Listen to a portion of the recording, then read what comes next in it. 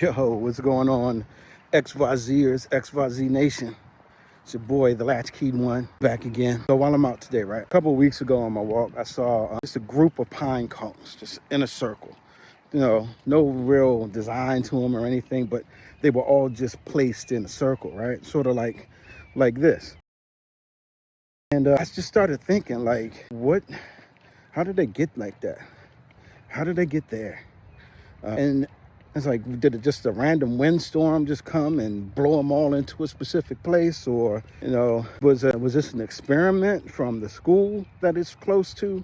Or from a child who lives in the area who just wanted to gather up the cones into one place? Or was an animal doing something to keep them all in one place and storing them up for a later time, and just was like, I'm gonna put them here and nobody will mess with them, not realizing, people walk through here every day. But while I was thinking that, it also made me think about the fact that when I look at this creation, just as someone or something, some animal had to be there to put those cones in that order and that arrangement, that talks to or lends itself to some sort of intelligent design where someone is behind putting the pine cones here, and there's a purpose for putting the pine cones here, and there was some thought behind where each one would go and how many they would get, and maybe just go and get enough till I exhaust them all.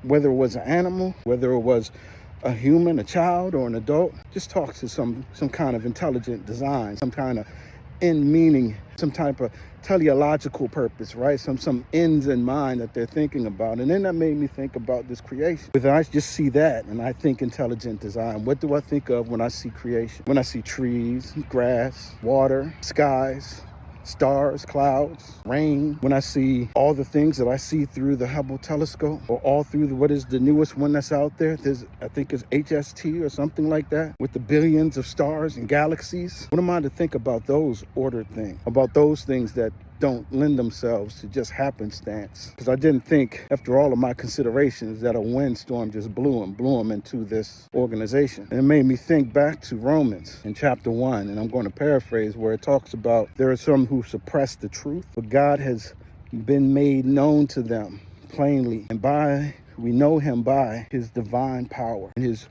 and the writer is getting to the fact that by his created order, by the fact that we see his creation. So just some food for thought is how that little organization of pine cones on the ground led me to think of an intelligent designer who I know is God. And who you want to know who did this, who created this. So you got to do is reach out. All right, my peoples.